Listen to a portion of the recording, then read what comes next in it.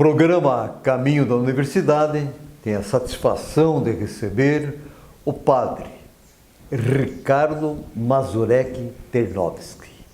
Ele que é pároco da paróquia Santíssima Trindade Ucraniano, aqui do distrito de São Cristóvão, bairro São Brás, União da Vitória.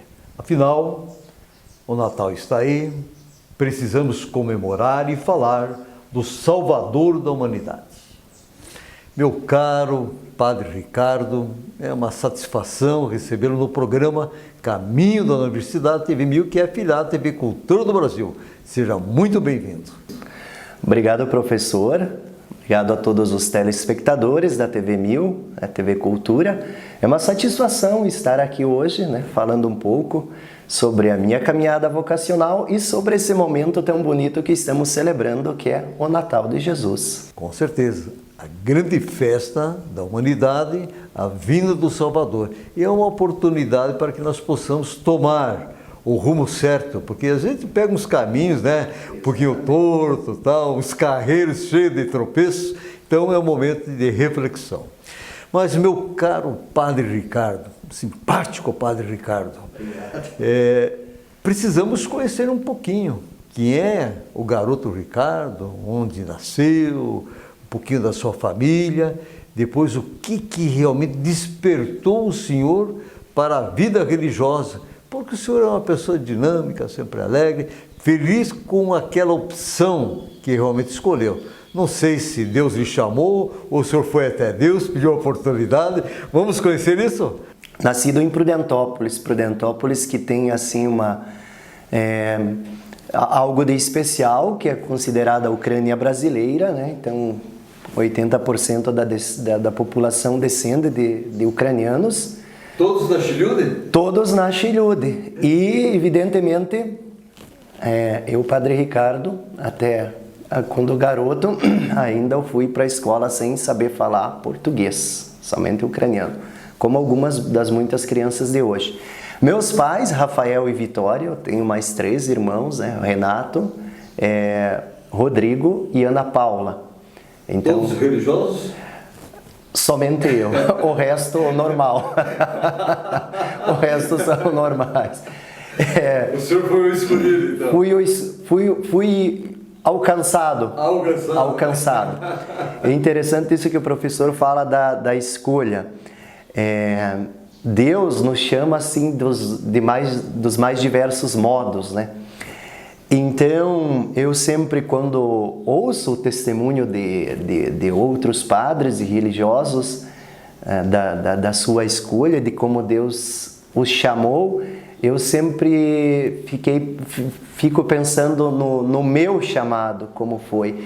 Então, eu basicamente não fui chamado diretamente por Deus. Eu creio que Deus se usou de pessoas para que eu pudesse descobrir a minha vocação. Determinados instrumentos para tal, Eu tenho um amigo meu, um dos melhores amigos, e amigo é para estar junto, Porque daí em determinado momento esse amigo meu disse: eu vou para o seminário estudar para ser padre. Bom, o que eu fiz? Tentei convencê-lo do contrário. Falei: olha, não adianta, não. O senhor não endossou? Não, falei não. Isso não é para nós. Por quê? Porque a gente tinha uma visão até errada ou do que é ser padre. Por exemplo, aquelas conversas nesse sentido. Olha, se você não se comportar, eu vou mandar você nos padres. Como castigo. Ou seja, seminário podia ser algo não tão bom. Ou parecia que o padre só reza, não faz mais nada. Puxa, é uma vida chata, A pessoa só vai ficar rezando e tal. Então não vou lá. Mas não tendo sucesso em convencer-lhe a não ir para o seminário, ele está indo. Falei: bom, eu vou junto. Mas nunca tinha saído de Prudentópolis, só ia para a cidade, ainda acompanhado da mãe e do pai. Você morava então no interior? No interior. Como é que é o nome da vila? Linha Esperança. Olha, só o nome, Linha Esperança. Linha Esperança. Uma pessoa que ia de Linha Esperança, 15 quilômetros para a cidade, achava que era longe. Imagine vir para Malete, que era o seminário menor. Já no caminho eu já me arrependi. Eu lembro que ali ali em Irati...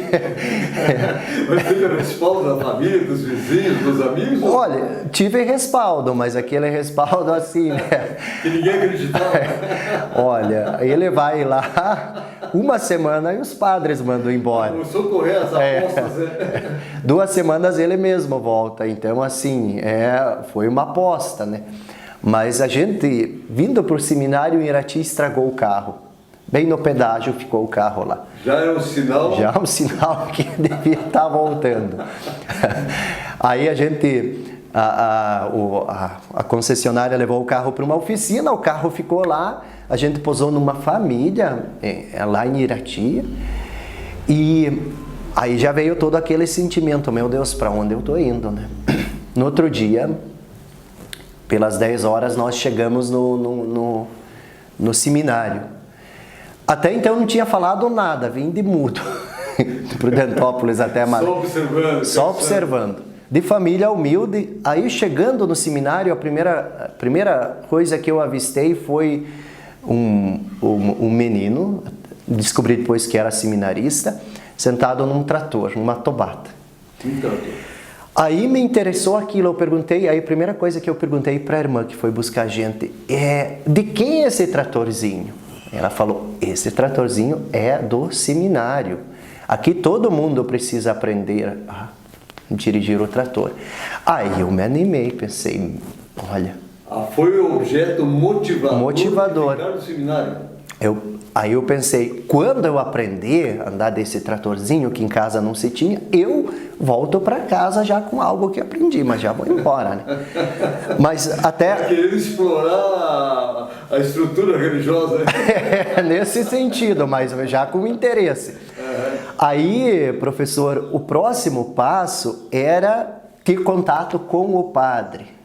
O padre lá no interior era muito distante de nós, então a gente tinha contato com o padre na confissão, na primeira comunhão, alguma coisa assim, mas não poderia a possibilidade de conversar e tal. Nós ensaiados para falar com o padre, para manifestar, né, aquela vontade de ser padre, tudo ensaiado, chega lá, fala, né, Slava Jesús Cristo, fala que veio para ser padre e tal. Bom, aí já bateu o medo. Chegamos lá, deixamos as malinhas lá, tudo muito simples, né? Aí um seminarista falou, agora vocês vão conhecer o padre Sérgio, que é o reitor do seminário. Esperando o padre sentado, igual nós dois, nós vamos sentar, né? E Deus me livre, né? Porque quando vê, eles se dirigiram para fora do seminário e foram caminhando. Aí nós vimos que nós estávamos indo para a estrebaria. Então o padre estava lá. Até então, dentro do seu métier do dia a dia. Exatamente. Aí me chamou bastante a atenção. Nós chegamos lá, 7 vacas estacionadas, os seminaristas ordenhando lá, tirando leite, né? Perfeito. E o padre também, lá no canto. E brigando com as vacas. Pensei, puxa, isso é igual em casa, tá com maior confusão aqui. Quando nós chegamos, o seminarista falou, chegaram os 2 novos seminaristas lá de Prudentópolis. O padre olhou para nós, assim, nós já, vamos fazer nossa apresentação. E ele olhou assim para nós e falou, vocês sabem tirar leite de vaca? Falei, não. Aí já me habituei àquela situação. E com o tempo, aí aprendi a dirigir o trator e tal. Aí eu fui observando o padre. Eu falei, meu Deus, esse padre, ele vai pescar. O padre joga truco. Aquele padre tomava cerveja. E ele é feliz, ele não fica só rezando. Aí Deus foi usando primeiro do meu amigo, depois de um trator, e depois tive a graça de ter o falecido hoje, o padre Sérgio, que ele passou assim a vida tão normal do padre, que os padres não eram anjos. Aí isso foi me chamando a atenção. Aí em um ano, eu sempre fui muito decidido, eu creio assim que se coloca a mão no arado, não se olha para trás, então vai somente em frente. Tenho 13 anos já de padre. 13 anos. 13 anos. E aquelas senhorinhas, aqueles senhores assim, porque a culpa é da gente por ser muito elevado e tal. Aí na minha ordenação eles falam, não, vai ser padre, professora Luísa. Não, mas não sei até quando aguenta.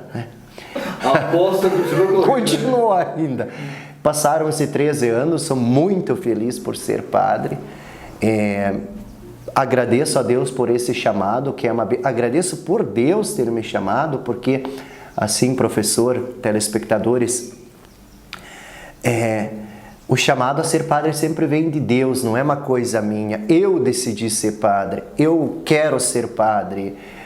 Não, é Deus que escolhe, a gente apenas diz o sim, e Deus te encaminha. Tem o teu esforço pessoal, tem a tua liberdade, né? Agora, se você não for escolhido por Deus e chegar a ser padre, é difícil perseverar, porque é uma vocação, além de ser uma vocação, ela se exige um pouco mais. Aqui somente abrindo um parênteses, né, professor? Então, as pessoas acham que, ou o seminarista, que quando ele se ordena, né, professor, ele vai ser somente padre e somente rezar. Aí você descobre que tem que ser psicólogo, tem que ser administrador, porque a paróquia tem que ser pai. Tudo isso vai se somando. Perfeito. Comunicador, né, e tudo mais. O senhor tem espaço na mídia local. Então a gente descobre estes diversos modos de falar de Deus na sociedade. Isso é assim uma bênção. E o que nos chama a atenção, os meios pelo qual Deus realmente, sim, você vai passar por esse processo para realmente descobrir tua missão como um futuro religioso. Fantástico. Meu caro Padre Ricardo, sei que o senhor é muito bom de papo. Mas depois esclarecedor nesse primeiro bloco em relação à sua vida, o seu chamado, enfim, um desafio qual o trator, a estrebaria, o colega e as apostas da comunidade, esse é Peralta, não vai ficar uma semana no seminário, está aí um baita de um padre, hoje comandando a paróquia Santíssima Trindade, aqui os ucranianos do distrito de São Cristóvão, o bairro São Brás. Eu vou lhe fazer o questionamento. O que dizer da família de Nazaré? Mas o senhor vai responder no segundo bloco. Tudo bem? Maravilha. Ok, então. Estamos apresentando o programa Caminho da Universidade e hoje com a presença agradável, simpática do padre Ricardo Mazurek Ternovski. Ele que comanda muito bem a igreja ucraniana aqui do bairro São Brás. É rapidinho, já retornamos.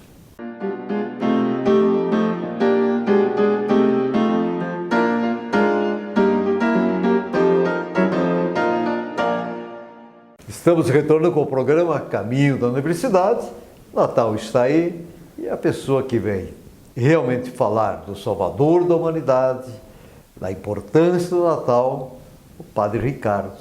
Primeiro bloco, podemos conhecer um pouquinho quem é o Padre Ricardo, onde nasceu e os instrumentos que Deus utilizou para dizer: Ricardo, você vai ser um representante meu lá na Terra.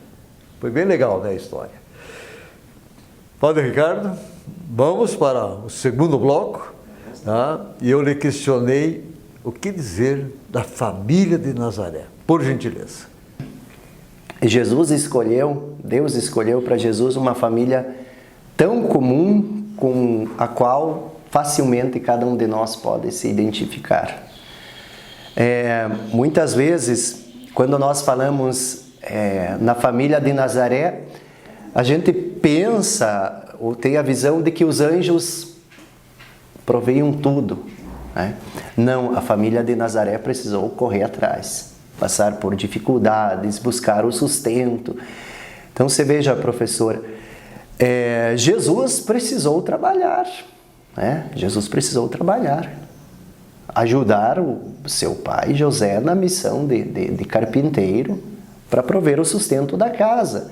Nossa Senhora precisou cuidar, né, de São José e de Jesus. Então a família de Nazaré, ela é tão comum ou tão simples como as nossas famílias. Jesus quis ter um pai trabalhador braçal, humilde, né? E que recebeu, este pai que recebeu de Deus, nós concluindo o ano de São José, né, esse ano, que recebeu essa missão tão bonita de Deus de cuidar do que de mais precioso Deus tinha na terra, que é Jesus e Nossa Senhora, Maria Santíssima. Por isso, assim, quando a gente olha para a família de Nazaré, a gente aprende muito, né? A gente aprende muito. Que até em determinado tempo, até Jesus foi, de alguma forma, desobediente aos pais, quando com 12 anos ficou no templo. Isso. Desafiando os doutores. Desafiando os doutores. Aí chega José e Maria, procuram Jesus, depois de perceberem a sua falta na caminhada, chegam lá e falam: olha, eu e meu pai estávamos preocupados com você. Por que você fez isso conosco? Por que não avisou o que ficou aqui? Tal como nossos pais muitas vezes chamaram a atenção. Mas o importante é o que vem depois no Evangelho, que se diz que Jesus voltou com os seus pais e lhes era obediente. Ou seja, Jesus precisou obedecer São José e Maria, como qualquer outra criança. Por isso, o Natal, ele assume assim essa dimensão tão divina, mas ao mesmo tempo tão humana. O que se celebra? Se celebra Deus que se inclina até nós, a humanidade, que se faz um de nós, que passa por tribulações, uma vida nada fácil. Às vezes a gente fala: minha vida está difícil, as coisas não dão certo, talvez aconteça isso só comigo. Não! Para Jesus nascer, Jesus foi perseguido de morte, era um refugiado, precisava passar de lugar em lugar, praticamente teve uma vida cigana, digamos assim, quase que um nômade, porque era perseguido de morte. Herodes, né, não entendendo o que é o rei, quem era o rei que chegava, que era um reino não que domina pelo poder e tudo mais, mas era um reino de serviço, né? Então, muito interessante. A família de Nazaré, a gente olhando para a nossa família, é a nossa família. Padre Ricardo, muito bem colocado, dessa família normal como na atualidade. Quantas famílias de Nazaré nós temos hoje dando os mesmos passos, palmilhando exatamente esse caminho da santidade. Nos fale, Padre Ricardo, em relação ao nascimento do menino Jesus, o Salvador da humanidade, mas nos coloque sobre a ótica ucraniana, para que a gente possa fazer uma analogia em relação àquilo que nós conhecemos e como os senhores realmente colocam a vinda do Salvador. Por gentileza. Muito bem. A Igreja Católica Universal, ela respira com os dois pulmões o rito ocidental latino e os ritos orientais existentes no mundo. E o rito oriental da Igreja Católica Ucraniana, ele tem algumas peculiaridades na preparação para o Natal, na celebração do Natal. E são bastante ricas. Então, tem-se um diferencial, já que a nossa preparação ela um pouco mais longa que no rito latino, né? Nós temos 40 dias, justamente com a festa de São Felipe, a Pelípica, que corresponde ao Advento no rito latino. Então é essa preparação para o Natal, através das orações na igreja, das novenas e tudo mais, inclusive do jejum também, né? Então se prepara para esse tempo tão rico de bênçãos. Mas no dia do Natal também temos assim peculiaridades, cerimônias muito profundas.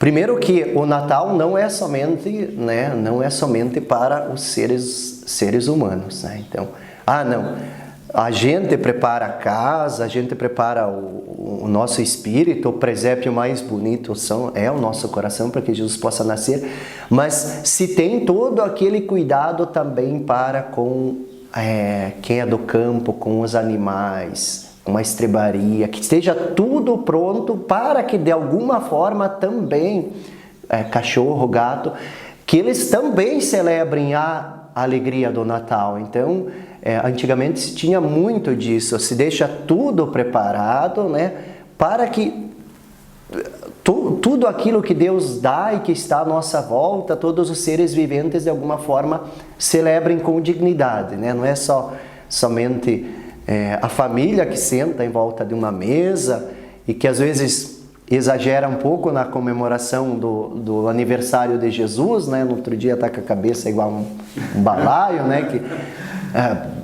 beber um pouco demais ou algo nesse sentido, não. Mas que tudo em volta celebra esse Natal.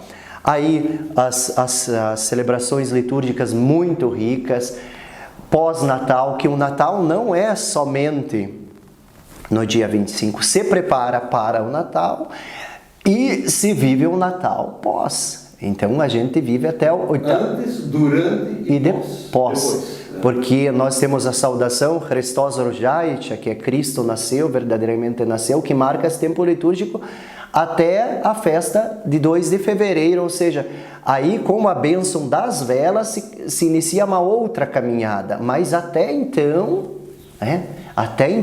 é Natal. Então não se limita somente à data do dia 25. Então, é isso que a gente diz, uma caminhada que se faz em preparação e uma caminhada que se segue. Então, por isso que é tão importante, quando vem uma criança, a gente se alegra, nasce numa família, é motivo de uma grande alegria, de uma criança tão santa e abençoada e que faz tanto por nós, que é Jesus. Vale a pena celebrar bem o Natal, né, professor? Muito bem. Interessante essa colocação em relação à preparação de tudo aquilo que existe no mundo. E aí me remete exatamente aos primeiros visitantes de Jesus, ainda na manjedoura. O que dizer desses primeiros visitantes, onde estão seres humanos, estão animais? Veja bem o lugar onde ele nasceu.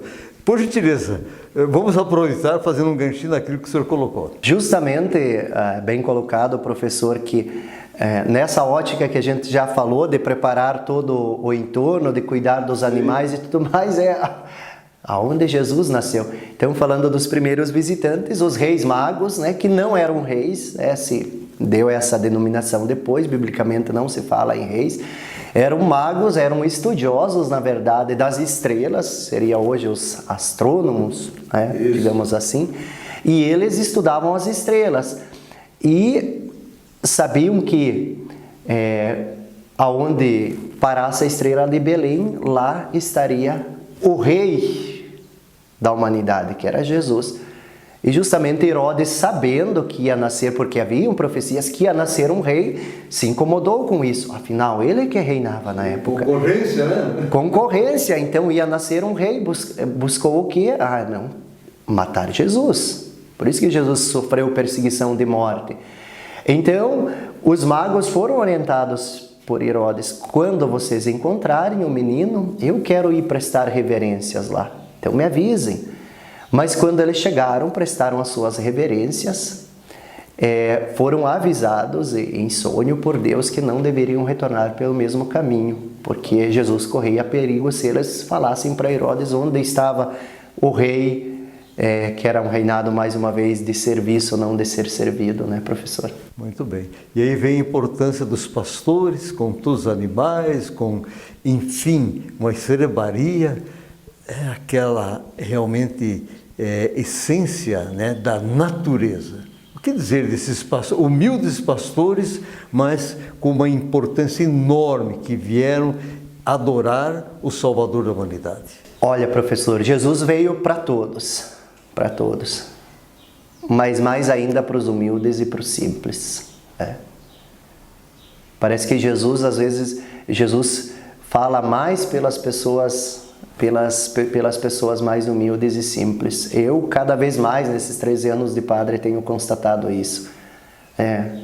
Eu vim de uma família muito humilde, até hoje, né? Sou ainda do tempo de passar por aqui, buzinar, gritar, né? Mostrar com a mão pelo... Então, os pastores, veja, Jesus depois se utilizou toda a pregação envolta na realidade do povo. O pastor que cuida das ovelhas, é o pastor que defende as ovelhas, o pastor que tem o carinho, que apacenta as ovelhas, que leva sabe onde tem uma boa água, uma boa pastagem. Deixa todo o rebanho para buscar a ovelha desgarrada. Que se perde. Porque, veja, quem não faria isso, né?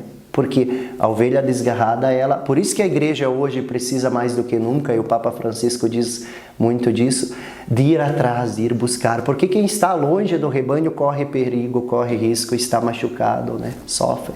Então que sejamos nós essas boas ovelhas, né, professor? Que às vezes a gente é mais cabrito, sabe como é? Cabrito não tem cerca, né? E daí dá um trabalho para Deus danado. Então a ovelha ela está sob os cuidados do pastor, está sobre o olhar carinhoso, e às vezes a gente quer um pouco mais cabrito, né? Com certeza. E é o momento de reflexão, né? Vamos ser mais ovelhas, então. Muito bem. Padre Ricardo. Padre Ricardo, é muito prazeroso falar com o senhor, mas queremos, em nome de toda a nossa equipe da TV Mil, agradecer a sua simpática, alegre presença e, com certeza, desejar um Natal a todos aqueles que estão nos acompanhando, dizendo que a essência é a esperança realmente de um mundo melhor. E esse menino Salvador há de despertar no coração, aquele coração de pedra, esta importância de ser um instrumento útil na sociedade. Portanto, solicitamos ao senhor uma mensagem de final de ano até também, e de um Feliz Natal e a sua bênção. Só gostaria que a mensagem em português depois traduzisse para o ucraniano, por gentileza. Muito bem, queridos telespectadores, professor, a equipe que está aqui também, estamos vivendo o Natal, estamos também nos preparando à porta de um ano novo. Então, que o menino Deus possa renovar em nós os mais bonitos sentimentos, possa fazer renascer os nossos sonhos, as nossas esperanças. Não passamos por momentos fáceis nesses últimos tempos, mas um Natal, sempre a festa mais bonita do ano, que creio que para todos nós, tem essa magia de despertar muitos sonhos, de renovar as esperanças, de seguir em frente. Então, que Deus abençoe a todos vocês, né? Que Deus ilumine os vossos passos, que o menino Deus possa, de fato, inspirar a gente a se renovar, a crescer e a buscar o Senhor cada vez mais. Nechai Gospodь Bог вас благословит, nechai Gospodь Bog prosvite vaše życia. Que Deus vos abençoe e ilumine as vossas vidas. Muito obrigado. Feliz Natal para o senhor, toda a família, toda a comunidade, e que nós possamos realmente parar e refletir a importância do Natal em relação à vida. Oportunidade de uma vida digna, justa, para que possamos ser verdadeiros filhos de Deus. E eu tenho insistido semanalmente o seguinte aqui, meu caro Padre Ricardo, que não existe problema sem solução quando você acredita no poder da palavra mágica educação. Feliz Natal e até a próxima semana.